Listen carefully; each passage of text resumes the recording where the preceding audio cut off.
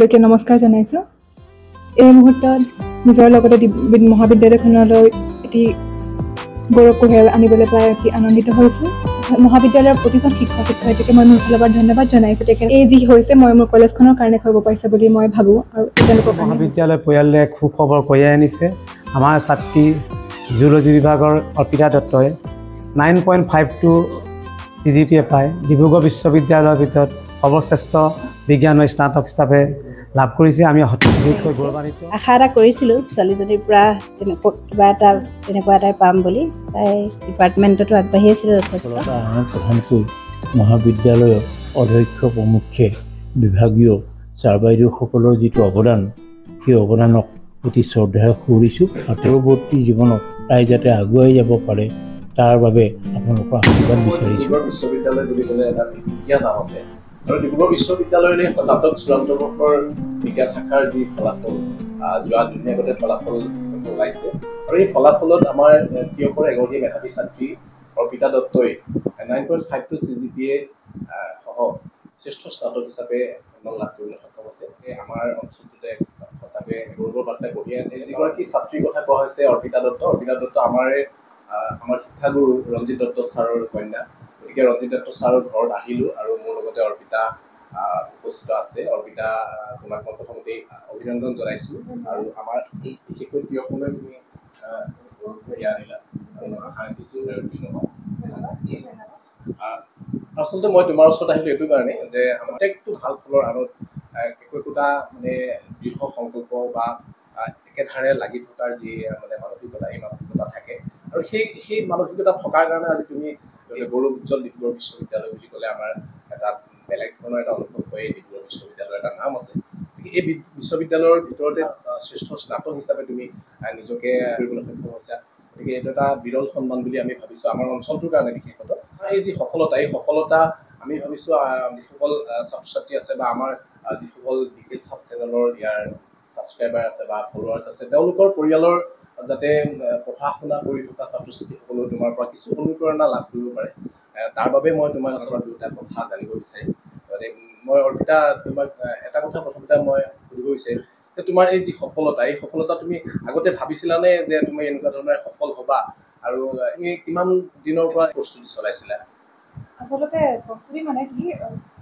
যেতিয়া কলেজত এডমিশ্যন লৈছিলোঁ ফাৰ্ষ্ট ছেমিষ্টাৰৰ পৰা, তেনেকেই প্ৰথমতে কলেজৰ ছিষ্টেমটো বুজি পাবলৈ অকণমান টাইম লাগে। CBCSৰ ছিষ্টেমটো কেনেদৰে হয় আচলতে এনেকুৱা নহয় যে বেষ্ট গ্ৰেজুৱেট হ'ম বুলি এনেকৈ পঢ়িছোঁ, কিন্তু যিখিনি পঢ়িছোঁ সদায় খৰচি পাৰি পঢ়িবলৈ চেষ্টা কৰিছোঁ। টিচাৰক সুধিছোঁ কেনেকৈ হৈছে আৰু ক্ৰমান্বয়ে পঢ়ি যাওঁতে ব্যৱস্থাটো গম পাইছোঁ এনেকৈ যে এনেকৈ বেষ্ট গ্ৰেজুৱেট পোৱা যায় যদি সৰ্বশ্ৰেষ্ঠ পইণ্ট হিচাপে আমি যদি এনেকৈ বেছি পইণ্ট পাওঁ। গতিকে সেই ক্ষেত্ৰত মানে লাষ্টত বেষ্ট গ্ৰেজুৱেট ওলাই তেনেকৈ আৰু লাষ্টত মানে বেষ্ট গ্ৰেজুৱেট হ'বৰ কাৰণে তুমি প্ৰস্তুতি এটা তুমি আগতে ভাবিছিলা? ক'বলৈ গ'লে নভবা নহয়, কাৰণ মানে মোৰ যিকেইটা ছেমিষ্টাৰত আছিলে ছেমিষ্টাৰত পইণ্টকেইটা মানে মই ভবাত ভালেই আছিলে। কলেজৰ শিক্ষকসকলেও বহুত আশা কৰিছিলে তেওঁলোকে, কিন্তু মানে মই ভাবিছিলোঁ কিবা এটা স্থান ৰ'ব বুলি first class, first second third, কিন্তু যে লাষ্টত বেষ্ট হ'ম বুলি ইমানো মানে কনফিডেণ্ট নাছিলে, কিন্তু মানে হয় ভাল লাগিছে। আৰু এই ক্ষেত্ৰত মানে শিক্ষয়িত্ৰী নে মা দেউতা নে কাৰ অৰিহণা বেছিকৈ আছে বুলি ক'বা? নাজানো মই কিমানখিনি কৰিছোঁ, মই হয়তো বিশেষ বৰ একো কৰিব পৰা নাই। মই ভাবোঁ হয়তো তেনেই ন্যূনতম হয়তো সফলতাৰ প্ৰথম চিৰি হয়তো বগাবলৈ চেষ্টা কৰিছোঁ বা নাইও পৰা, কিন্তু এই ক্ষেত্ৰত মই যিমানখিনি পাৰিছোঁ বা নোৱাৰিছোঁ সকলো শ্ৰেয় মই মোৰ শিক্ষকসকলক দিম। শিক্ষয়িত্ৰীসকলক শিক্ষক নাছিলে তেখেতসকলে মোৰ যিসকল মোৰ কলেজৰ মেম, তেওঁলোকে মোৰ অহাৰ দিনাৰ পৰা যিদিনা মই ফাৰ্ষ্ট ছেমিষ্টাৰত জইন হৈছোঁ সেইদিনাখনৰ পৰা অকল পঢ়াৰ ক্ষেত্ৰতে নহয় সকলো ক্ষেত্ৰত যথেষ্ট সহায় কৰি গৈছে। কিতাপ যদি এখন লাগে বুলি কয় তেওঁলোকে 2খন দিয়ে, 4খন দিয়ে। মানে কলেজৰ শিক্ষয়িত্ৰীসকলৰ বা মেমৰ ছাপোৰ্টটো যথেষ্ট আছে। আৰু এইটো মই তোমাৰ ভিডিঅ' এটা আজি ৰাতিপুৱা বেলা মই চাইছিলোঁ, যি সাক্ষাৎকাৰ এটা দিছিলে এগৰাকী তোমালোকৰ মেমে কৈছে তেওঁৰ জীৱনৰ মানে আটাইতকৈ সফল মুহূৰ্ত বুলি কৈছে তেওঁলোক কিমান আনন্দিত হৈছে এই বিষয়টোৰ পৰা তোমাৰ কাৰণে। কিমানখন কলেজ আছে এতিয়া ডিব্ৰুগড় ইউনিভাৰ্চিটিৰ আণ্ডাৰত? 177 কলেজৰ বিজ্ঞান শাখাৰ বিৰল সন্মান। কাৰণ এখন কলেজৰ বাবে ভাল লগা কথা কি হ'ব পাৰে, তেওঁলোকৰ ষ্টুডেণ্টে যেতিয়া ভাল ফলাফল দেখা কৰিব পাৰে, নহয় জানো? সেইটো কলেজলৈও সন্মান আহিছে আৰু আমাৰ অঞ্চলটোলৈও তোমাৰ দ্বাৰা আমি সন্মান কঢ়িয়াই আনিছোঁ বুলি ভাবিছোঁ। ৰঞ্জিত দত্ত ছাৰ যথেষ্ট ষ্ট্ৰিক্ট আছিলে, এই ষ্ট্ৰিকনেছটো তোমাৰ দেউতাৰ আছিলে নে তোমাৰ ক্ষেত্ৰত আছিলে নে মানে বেলেগকে মৰম কৰে নে ঘৰত বেলেগ নে বিদ্যালয়ত বেলেগ হয়তো একেজনে মই জনা হয় নেকি? কাৰণ দেউতাৰ ওচৰত ময়ো পঢ়িছিলোঁ মই 9-10ত তেতিয়া মানে আমাৰ বেছৰ দেউতাই টিউশ্যন কৰিছিলে মোৰ লগৰ ল'ৰা ছোৱালীখিনিৰ লগত পঢ়াই মোক অকণমান বেছিকেহে গালি দিয়ে লগৰ ল'ৰা ছোৱালীৰ লগত পঢ়িলে অকণমান মানে মই বেছিকেহে মাৰটো খাওঁ সেইটো আছিলে সেইটো চাগে কোনোবাখিনিত কাম হয় কৰিছে হয় নহয় হয় জানো? কাৰণে ঘৰৰ পৰিৱেশটো ঘৰৰ পৰাই আছে সদায় মই এতিয়া মানে মাহঁতৰ পৰা মই দূৰত থাকোঁ মই দূৰত থাকোঁ কাৰণে যিহেতু তেওঁলোকে মানে মোৰ পঢ়াৰ লগত পোনপটীয়াকৈ জড়িত নহয় কিন্তু পঢ়াৰ পৰিৱেশখিনি ঘৰৰ পৰাই পাইছোঁ সৰুৰে পৰা দেউতাই পঢ়ায় স্কুলত মায়ে পঢ়ায় গতিকে তেওঁলোকৰ অৱদান আছে যথেষ্ট নিশ্চয়কৈ তুমি পিজিত আছিলা নহয় জানো হয় পিজিত থকা অৱস্থাত তুমি কিন্তু পিজিৰ পৰা খাদ্যখিনি গ্ৰহণ কৰা নাছিলা আকৌ নহয় জানো অঁ মানে তুমি নিজে ৰন্ধা বঢ়া কৰিছিলা মই নিজে আৰু নিজে ৰন্ধা বঢ়া কৰি তুমি সকলো কৰাৰ পিছত তুমি কলেজত গৈ ক্লাছ কৰাৰ পিছত আকৌ আহি নিজে ৰান্ধিব লাগে এই কথাখিনিয়ে তোমাক মানে অসুবিধা কৰা নাছিলে নে নাই বিশেষ সুবিধা নহয় এতিয়া অকল মানে মই নাভাবোঁ যে 24 ঘণ্টা মানুহে পঢ়ি থাকিব পাৰে অকল পঢ়াখিনি এটা পঢ়াটো মানে মই ভাবোঁ এটা এনজয়মেণ্ট Right. ঠিক এনজয়মেণ্ট বুলি নহয় মানে ভাল লাগি থাকিলেহে মনটো কিবা কৰিব পাৰি 24 ঘণ্টা মানুহেতো পঢ়ি নাথাকে গতিকে সেইখিনি মাজে দৈনন্দিন কামখিনি সদায় কামৰ লগত চলিয়ে যায়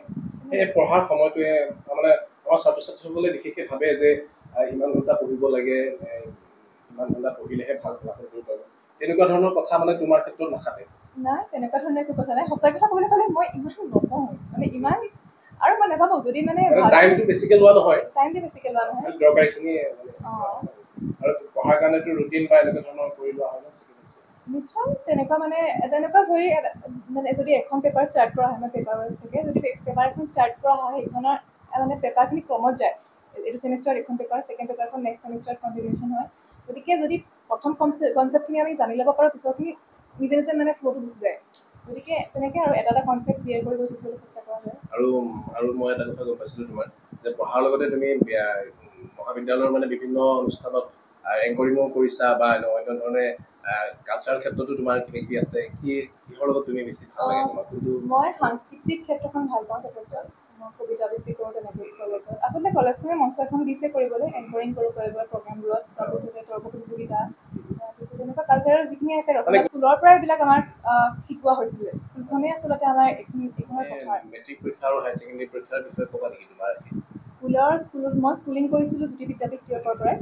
আৰু তাৰপিছতে ইয়াত মেট্ৰিক পাছ কৰাৰ পিছতে মই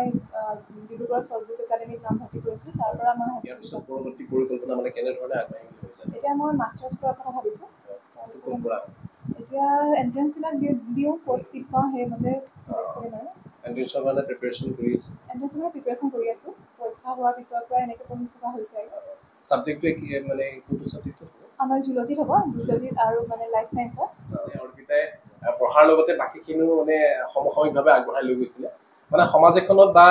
এটা বিদ্যালয় বা মহাবিদ্যালয় এটা পৰিৱেশ থাকে সেই পৰিৱেশটোৰ লগত সকলোৰে লগত মিলি থাকিবৰ কাৰণে সাংস্কৃতিক বিষয়টো তুমি যে ক'লা এইখিনিৰ লগত তুমি আগৰ পৰাই জড়িত হৈ থাকি ভাল পোৱা এই কথাখিনিয়ে তোমাক চাগে নিশ্চয় মানে তোমাৰ কেৰিয়াৰ বা তোমাৰ পৰৱৰ্তী সময়ত আগবাঢ়ি যোৱাত বহুত সহায় কৰিব শেষত তোমাক মই এটা কথা সুধিব বিচাৰিম যে তোমাৰ যি সফলতা এই সফলতা যে বেলেগ আমাৰ যিসকল শিক্ষাৰ্থীয়ে ভাবি আছে যে তেওঁলোকে স্নাতকত ভাল ফলাফল কৰিব এটা কেৰিয়াৰ তেওঁলোকক আগবঢ়াই লৈ যাব এই ক্ষেত্ৰত তেওঁলোকৰ বাবে অকণমান দুআষাৰ তুমি ক'বা নেকি যে কেনেধৰণে আগবাঢ়িলে সুবিধা হ'ব পঢ়াৰ যিটো কথা বা অধ্যয়নৰ বা ভাল ৰিজাল্ট কৰাৰ যিটো কথা এই বিষয়ে অকণমান ক'বা নেকি আচলতে মই নাজানো মোৰ ইমানখিনি যোগ্যতা বা দৃষ্টতা আছে নাই কাৰোবাক উপদেশ বা পৰামৰ্শ দিয়াৰ তথাপিতো নিজে যিখিনি গম এক্সপিৰিয়েঞ্চৰ পৰা নিজৰ যিখিনি অভিজ্ঞতা তাৰ পৰা মই যদি ক'বলৈ যাওঁ মই ক'ব খুজিম যে এনেকুৱা এটা ৰিজাল্ট কৰিম বা বুলি পঢ়াতকৈ যদি আমি বিষয়বস্তুটো খৰচি মাৰি জানিবলৈ চেষ্টা কৰোঁ তেতিয়াহ'লে ফলাফল নিশ্চয় ভাল হ'ব কনচেপ্ট ক্লিয়াৰ Concept clear. এতিয়া যিটো আমাৰ ইনক্লুচিভ এডুকেশ্যনৰ কথা কোৱা হৈছে যে কনচেপ্টবিলাক ক্লিয়াৰ কৰি গ'লে সেই কনচেপ্ট সম্পূৰ্ণ কনচেপ্ট যেতিয়া তোমাৰ থাকিব যিকোনো ধৰণৰ কুৱেশ্যন তুমি ফেচ আচলতে কৰিব পাৰা পৰীক্ষাত এটা প্ৰশ্ন পঢ়াতকৈ সেই প্ৰশ্নটোৰ বিষয়ত যিটো কনচেপ্ট আছে সেই কনচেপ্টটো ক্লিয়াৰ কৰা গোটেই বিষয়বস্তুটো সামৰি লোৱাটোহে বেছি গুৰুত্বপূৰ্ণ আৰু এটা কথা মোৰ মনলৈ আহিছে মানে এই পৰীক্ষা দিয়াৰ ক্ষেত্ৰত মানে বহুতে এনেকুৱা ষ্টুডেণ্টো আছে যি কথাখিনি সকলো জানে কিন্তু পৰীক্ষাত ভাল ফলাফল নাপায় বা পৰীক্ষাত লিখিব নোৱাৰে এই ক্ষেত্ৰত মানে কেতিয়াবা টাইমিঙৰ কথা থাকে নহয় জানো মানে মেনেজমেণ্টটো জানিব লাগিব টাইম মেনেজমেণ্টটো পৰীক্ষাত কোনটো মানে সেই ক্ষেত্ৰত তুমি নিৰ্দিষ্ট টাইমতে তুমি কুৱেশ্যনখিনি কৰিবৰ কাৰণে বা নিজৰ ছাবজেক্টখিনি আগবঢ়াই নিবৰ কাৰণে আচলতে পৰীক্ষা লিখাৰ কথা আচলতে মানে পৰীক্ষাৰ পেপাৰখন এনেকুৱা নহয় যে যিসকলে কাটে তেওঁলোক অভিজ্ঞ ব্যক্তি তেওঁলোকে জানে কোনটো তেওঁলোকে মানে এনেকুৱা নহয় যে 100 নম্বৰৰ পৰীক্ষা তেওঁলোকে 200 নম্বৰ হিচাপত নেকাটে কেতিয়াও গতিকে আমি সেইটো মেইনটেইন কৰিব লাগিব আৰু আমি যিমানখিনি জানো 3 ঘণ্টা সেই পেপাৰখনত উলিয়াই দিব লাগিব 3 ঘণ্টা বা 2 ঘণ্টা যিমানটো ডিউৰেশ্যন দিয়ে গতিকে সেইখিনি আমাৰ ওপৰত ডিপেণ্ড কৰিব আৰু এনেকৈ লিখিব লাগিব যে সেই বিষয়বস্তুটোৰ আটাইতকৈ গুৰুত্বপূৰ্ণ পইণ্টকেইটা যে এইকেইটা আটাইতকৈ গুৰুত্বপূৰ্ণ আৰু সেইখিনি যেনিবা ধৰক 7 নম্বৰ কুৱেশ্যন এটাৰ কাৰণে 7 নম্বৰ হিচাপত আমি 7 নম্বৰ লিখিব লাগিব গতিকে তেনেকৈ মিলাই মেলি হৈ চাগে আগতীয়াকৈ এবাৰ প্ৰেক্টিছ কৰাটো দৰকাৰ বুলি ভাবা নাই নে কুৱেশ্যন পেপাৰ এখন যিহেতু টেষ্ট পেপাৰবিলাক যে কৰে তাতে টাইমিংটো চোৱাটো দৰকাৰ হয় নে নহয় হয় বাৰু তেনেকৈ নিশ্চয় অকণমান চেষ্টা কৰিলে হয়তো সময়মতে তেখেতসকলৰ টিচাৰসকলে কৰিব পাৰিব ঠিক আছে ভাল লাগিলে তোমাক মানে পৰৱৰ্তী জীৱনৰ বাবে পুনৰ শুভকামনা জনাইছোঁ আৰু আশা ৰাখিছোঁ আমাৰ অঞ্চলটোৰ লগতে আমাৰ ভৱিষ্যতটো যাতে সুন্দৰ হয় ধন্যবাদ ইতিমধ্যে খবৰ ল'বলৈ অহা আলহী যিহেতু ড্ৰয়িং ৰুম ভৰি আছিলে সেয়েহে আমি বহুত বেছি সময় ল'ব নোৱাৰিলোঁ অৰ্পিতাৰ পৰা আৰু আকৌ যিখিনি অৰ্পিতাৰ লগত আলোচনা কৰিলোঁ আমাৰ পৰৱৰ্তী যিসকল শিক্ষাৰ্থীসকলৰ বাবে উপকৃত হ'ব পৰাকৈ কিছু কথা অৱগত কৰিলে গতিকে সকলোকে ধন্যবাদ জনাইছোঁ ভিডিঅ'টো ইমান সময় চাই থকাৰ বাবে আৰু অনুৰোধ জনাইছোঁ আপোনালোকে যদিহে DKS Hub চেনেলটো ছাবস্ক্ৰাইব কৰা নাই তেন্তে এতিয়াই চেনেলটো ছাবস্ক্ৰাইব কৰি ৰাখিব যাতে এনেধৰণৰ ইনফৰ্মেটিভ ভিডিঅ'বিলাক লগতে যিখিনি ভিডিঅ'ৰ যোগেদি আমাৰ নতুন প্ৰজন্ম ইনস্পায়াৰ হ'ব পাৰে তেনেকুৱা ধৰণৰ ভিডিঅ'খিনি দিবলৈ মই চেষ্টা কৰিম আৰু ভিডিঅ'গ্ৰাফীৰ কাৰণে আমাৰ ছোৱালীৰ লগত গৈছিলে মুচনা তাইক ক্ৰেডিট নিদিলে নহ'ব গতিকে তাইকো ক্ৰেডিট জনালোঁ আৰু লগতে নতুনকৈ আৰু এনেধৰণৰ এটা ইনফৰ্মেটিভ ভিডিঅ'ৰ সৈতে লগ পোৱাৰ প্ৰতিশ্ৰুতি আজিলৈ ধন্যবাদ বাই বাই জয়